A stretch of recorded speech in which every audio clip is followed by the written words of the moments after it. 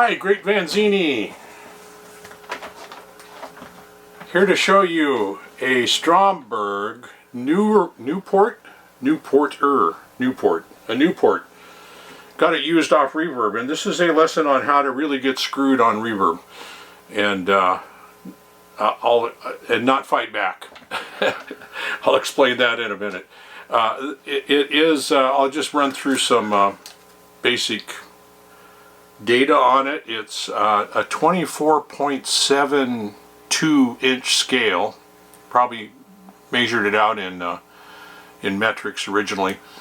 Graphtec nut, 20 frets, 14-inch radius is what I found, but it doesn't feel that to me. It feels probably, I don't know if you can tell the difference or not. It feels very much like a, oh, I got a lot of reverb on there. Let me get this off. Okay, we're back.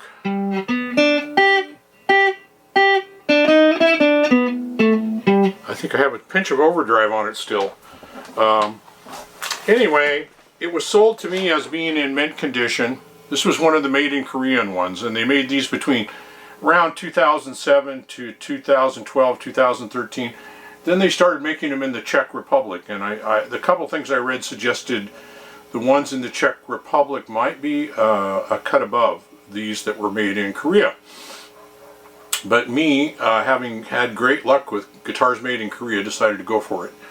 And I put in an offer, and he accepted it, and it was described as being in mint condition, and then the actual description of it was made in Korea, Stromberg, in excellent condition, basically unplayed. And then the rating was in mint condition. And when I got it out of the case and I got it, it was clear to me. He packed it really well. He apparently set it up, put new strings on it, or something close to new strings.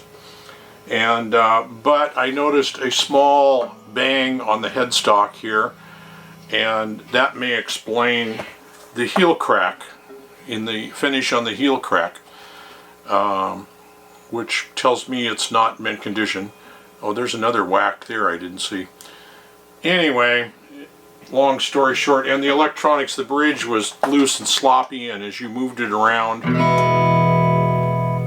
it crackled and made noise and cut out, and so I anchored that down, and then I looked at the actual, and it was just a matter, it'll probably go bad again here anytime soon.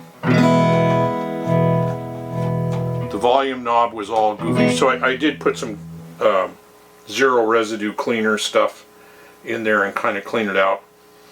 And I looked for like a bad solder joint or something like that in there, or a loose piece of solder. Didn't find anything. But anyway, when I looked at it, after a couple of days when I really looked at it close, it was clear whoever owned it played it up here quite a bit, oddly enough. That's a terrible sound. I gotta find... Well, I'm not getting the good sound I want today, but it's just a little off. Anyway, a long story short, it was not in mint condition, it was in fair condition. The pick guard, and I'm going to put some pictures up here too, of that heel stock crack. I was able to look inside and not find that there was any cracking along the gluing of the neck joint. And I took it over to another person I trust who looked it over and said it's zero, there's nothing there. The good news is the guy did set it up and he packed it right. There's some fret wear on it. It's not in mint condition by any means, so I'm gonna probably lose my shirt on this one. And I thought about just sending it back saying, look, you just misrepresented it. And I wrote him an email, a message, and said, you misrepresented it. And he said, well, gosh, I wish I'd have noticed that. I would have included a picture of it. Well, you couldn't. It took me 30 seconds to notice it, you know, looking it over. He said, the heel stock crack's not anything important. Oh, I bought it from Hot Rod 6 Strings from Brookfield, Connecticut on reverb. And he said, the heel stock crack's just normal with aging. Well, this was made in around 2007. They came out with these 2008. And I got guitars way older than this, and I've had guitars decades and decades older than this, and I've never had one with a heel stock crack. Usually heel stock cracks happen because there's been some undue pressure somewhere along the line. It could be bad assembly, bad work at the factory. I suspect that neck bang up here is related to the heel stock crack. And you even find cracking, in the finish, and a quite sizable crack that goes all the way from, you can't see this. I'm using a new camera today. It looks like I'm so far away. But on that heel stock crack, it goes all the way from about halfway here, all the way back to the heel stock crack, all the way across this part, which is just a cap there, right? So it doesn't appear to be in the plastic, it appears to be in the finish. And then a little bit more of a crack on this side, on the inside going. But it doesn't go all the way up, and the neck is not separating. Certainly not mint condition. I paid way too much for this guitar in this condition. Like by, I don't know, 300, 400, something like that. So it's a Stromberg Newport. I had great hopes for this because I read some reviews that they weren't that good and some that they were really quite good for the money. And of course I looked all over for quite a while, for a couple, 3 weeks off and on, looking for a good deal. And of course then I immediately put in the offer. It was accepted. And I did another search, and yes, I found one for like $400 less in mint condition. And of course he says mint, the other guy said mint condition. That's what this guy said, so who knows. I didn't send it back because it is a playable guitar, and it plays really well. And he set it up. Acoustically it sounds pretty good. A little weak.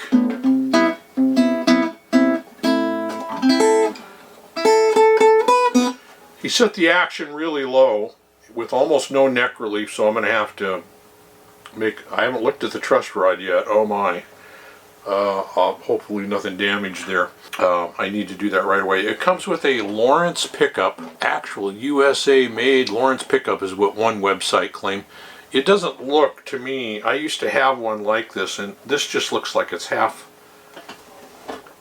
the normal thickness of the floating pickup I used to have on another guitar that was a Lawrence pickup.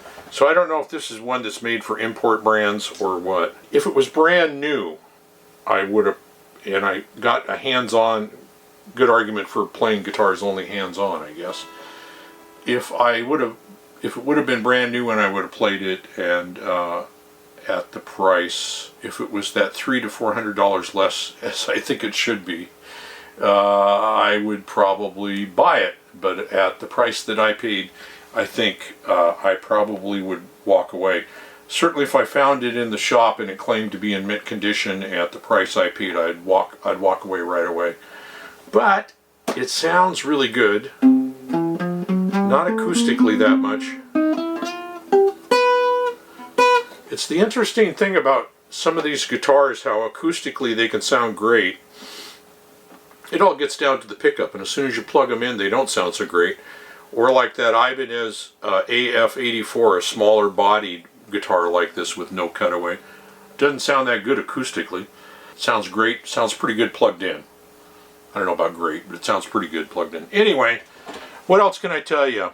5-ply binding, set neck, of course, medium jumbo frets. I guess, yeah, I guess so. 628 millimeter scale, which comes out to 24.7244 inches. It's a floating humbucker, mint condition, made in Korea, in excellent condition, basically unplayed. And it would have been nice to know that the case that was coming with it was not a original case. It was a third-party case that did not fit the guitar. Luckily he stuffed good stuff in it. I can't tell you about the tuners. They seem to be pretty good. The newer ones made in the Czech Republic are I can't read what this says. It looks like it just says deluxe on it. The new ones from the Czech Republic come with Klusons, They do come with the case included, so I don't know what happened to the, this is not, I don't think an original case. Could be. Maybe they were just sloppy in there, but it's pretty loose fitting. It's got a good 1.5 inches, well, an inch, to slide back and forth, so I can stick some rags, but you know, I've got other ones like that. It's no big deal. So I didn't send it back. New ones have a piezo pickup, I think, somewhere in the bridge, under the bridge, something like that. So this one does not have that. So didn't send it back because I did fall in love with it, and it does play really well. I'm going to have to adjust that neck a little bit. But, you know, for the fella to say that it was in mint condition and basically unplayed, and it took me 30 seconds pulling it out, looking at it, and saying, oh, wow, it's all cracked along the heel stalk and up here on top of the neck and a little on the bottom. And, yeah, there's a whack, you know, on the headstock, which may explain the heel stalk cap crack. And, this bridge was just fitting loose. I don't know if somebody had taken the electronics out or something, or this was just sloppy loose, and the volume control, it's got a little spin wheel volume control here. And that's nice. I like all these guitars like this should have that. Well, they all do have volume controls, but I like the spin one down below here. Set it and leave it. Don't worry about hit. You're not going to hit it by accident. And it would be great if they should also all put in a tone one. Anyway, that's all there is. We will talk to you later.